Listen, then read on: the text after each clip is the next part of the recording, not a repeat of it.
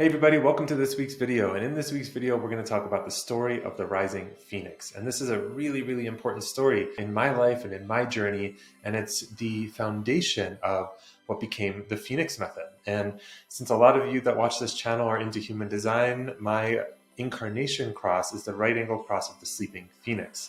And I had actually been working with the Phoenix energy and kind of inspired by this archetypal wisdom that exists in the consciousness field, even before I knew that was my incarnation cross or what an incarnation cross was. So it's just something that feels like it really is operating deep within me and something that became a crucial part of my work in the world. So I'm excited to dive in and most importantly, help you apply this archetypal wisdom to your life because it can change things from you. It can have you rising from the ashes of the fire of your own truth. So before we dive in, a quick reminder that we are doing a 2-hour human design reading giveaway, usually a $397 investment. We're giving it away for free at the 50 subscriber mark.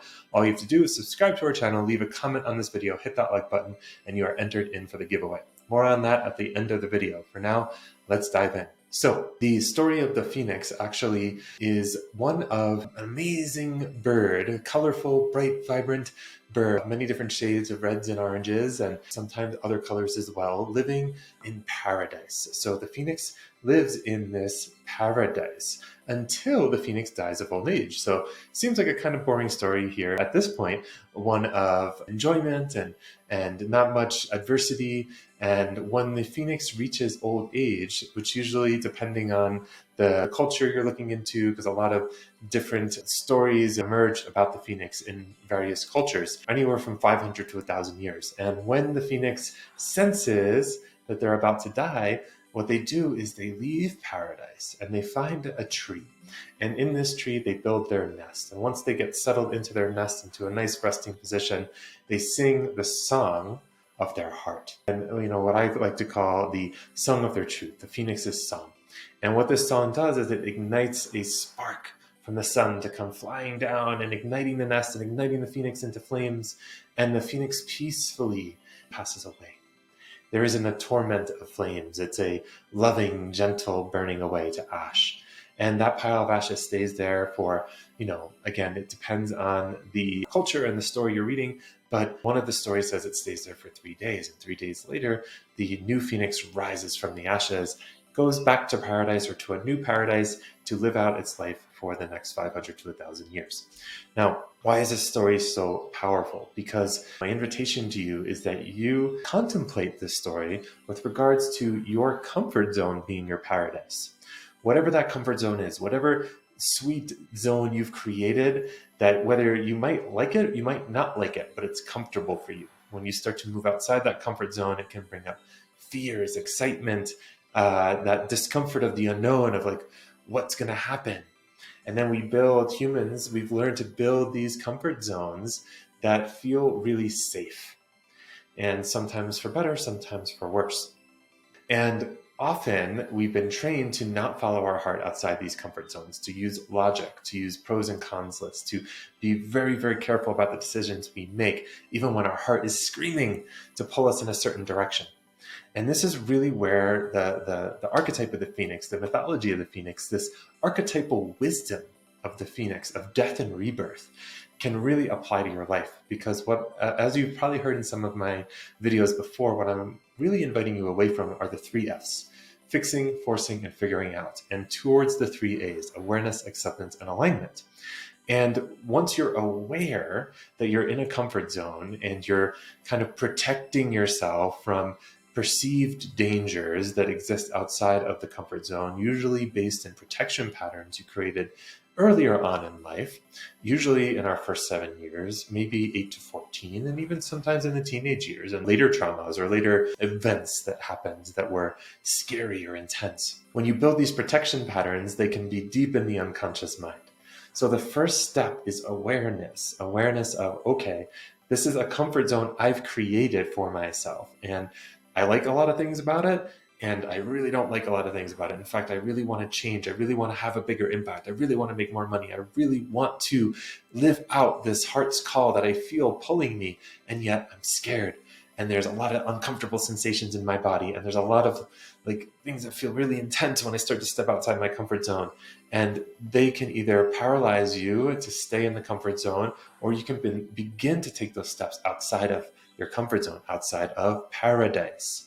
So this paradise, even though sometimes the comfort zone includes abusive relationships or challenging dynamics, scarcity of money, those things can sometimes become comfortable. So even though our deepest desire is to have something different, we have a bunch of layers of protection that actually feel quite safe in that comfort zone of what we're used to, of the kind of relationship drama, or the kind of money drama, or the kind of whatever that we've become acclimated to, because there's that protection pattern that actually feels more scared about being fully expressed, more scared about living on the edge of your passion, on the edge of innovation, on the edge of innovating your life, of what's possible when you follow the deeper truth, the deeper wisdom within you. So like a phoenix, taking a step just outside your comfort zone. You don't need to go find a tree way outside it. You don't need to take a big leap. You don't need to have all of your quote unquote new ducks in a row before taking a leap. It's these small steps, finding a tree to rest in, to take a little step outside, not a huge step. Take that tiny step outside the comfort zone to sing the song of your truth.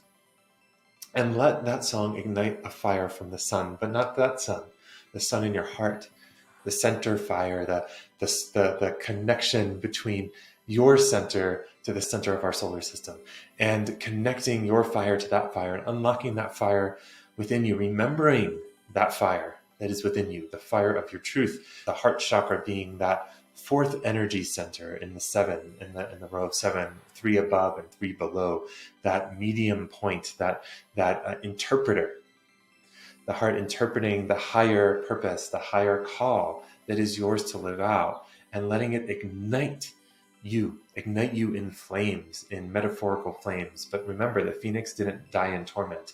These flames are loving, compassionate, ready to be burned away. So that brings us to the second A, acceptance. Once you become aware of the protection patterns, once you become aware of how you're unintentionally, unconsciously keeping yourself in your comfort zone because of something that happened years earlier, where it wasn't safe to be you, where it wasn't safe to be in your fullest expression, to then accept that part of you. Often it's so easy to judge. This is what's wrong with me. If I could just stop sabotaging my relationships this way, if I could just have the courage to speak up, if I could just set this boundary, if I could just leave this job, if I could just do this, and what's wrong with me, and why do I keep messing it up, and why can't I find that courage to let go of all of that and realize, wow, there's actually a really, really powerful part of me, part of my psyche, part of my neurology that helped me get through a tough period, often childhood, that saved me, that helped me persevere, that helped me adapt, to find self-acceptance. So often the personal development world has us trying to fix ourselves, has us trying to figure out what's wrong so we can address it, so we can find some spiritual tool or practice to help us finally fix this one thing. But you're not broken. And that is the hamster wheel of personal development. That will keep you stuck, keep you trying to fix yourself, and it will keep that part of your neurology, the way that electricity fires in your neural network, almost automatically thinking when your neurology thinks there's a threat and this unconscious protection pattern mechanism kicks off. The more you can in those moments not judge yourself and find that love, find that acceptance, that appreciation, that gratitude, that empathy for the younger version of you that had to create that protection pattern that has now come automatic. That acceptance creates space for that fire to ignite in love and compassion, ignite this version of you that is no longer serving you into ashes. Which then brings us to the last part of the story and the last A, which is alignment. And this is about standing in the ashes, standing in that fire, which can be uncomfortable, right? Even if it's a loving, compassionate fire that is, archetypal and mythological, so it's not tormenting you. It's still that heat, that discomfort, the discomfort of the truth of who you are that is beyond logic, that you learned to suppress long ago. And when you're making this shift, when you're letting an old version of you die, when you leave the comfort zone and really tap into the truth, the wisdom of your body, of your heart, of your gut, of your instincts, of your intuition, of something between thoughts and between and beyond the mind, it is going to sometimes be challenging to stay at the edge of that comfort zone. There's going to be the temptation to run back, to go back into the comfort zone. But if you can just stay, not knowing exactly what's going to happen next, because your mind can't know what's going to happen outside of your comfort zone.